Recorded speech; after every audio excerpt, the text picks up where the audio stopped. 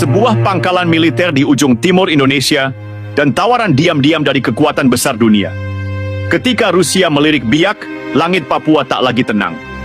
14 April 2025. Sebuah laporan mengejutkan meledak dari laman Jams.com, media internasional yang dikenal tajam dalam isu pertahanan global.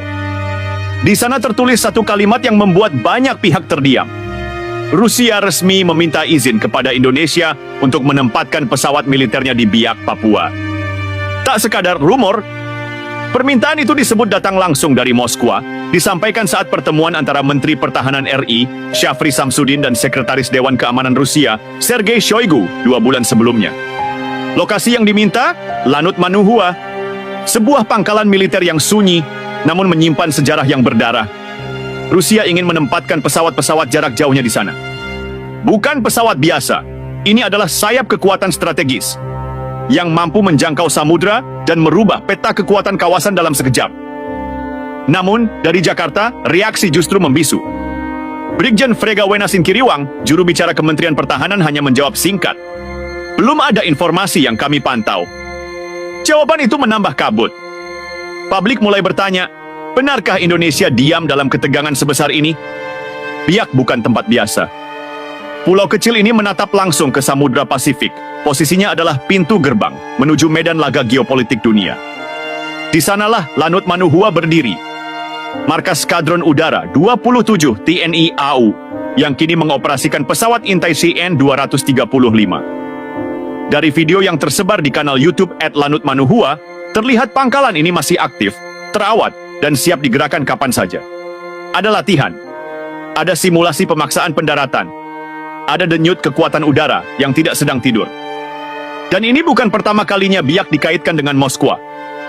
Tahun 2007, ketika Rusia berencana meluncurkan satelit dari Biak, masyarakat lokal menolak keras. Aksi protes muncul. Ketakutan membayangi. Biak dianggap bukan sekadar tempat peluncuran, tapi pion dalam permainan global yang mereka tak pahami sepenuhnya.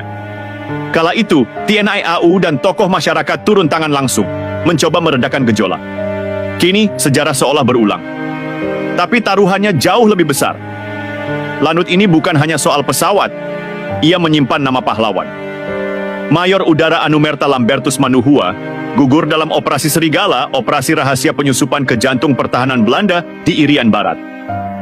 17 Mei 1962, ia terjun bersama 80 pasukan elit dari Langit Malam di atas Sorong.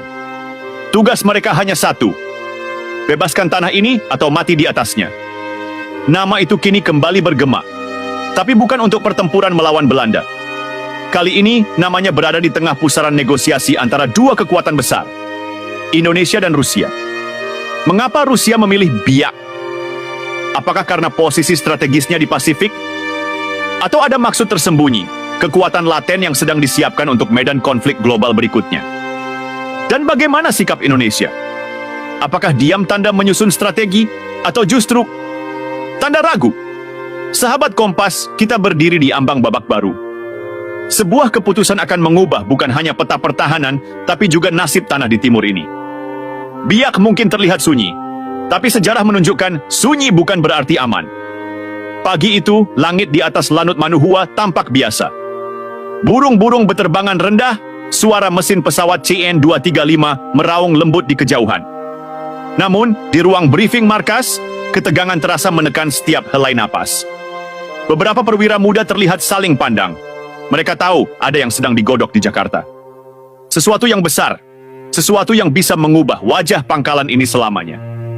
Di meja bundar Kementerian Pertahanan Republik Indonesia, dokumen permintaan Moskwa terbuka lebar. Halaman demi halaman menunjukkan rincian teknis, jumlah personel, jenis pesawat, durasi penempatan. Tapi yang paling mencengangkan adalah lokasi strategis yang diminta. Hanggar Timur Lanut Manuhua, area yang selama ini dianggap paling aman dan tersembunyi dari mata publik. Letnan Kolonel Yuda, Komandan Lanut Manuhua, hanya bisa menatap layar yang menunjukkan data intelijen satelit. Di layar itu ada jejak. Kapal-kapal Rusia melintasi Samudra Pasifik dalam formasi.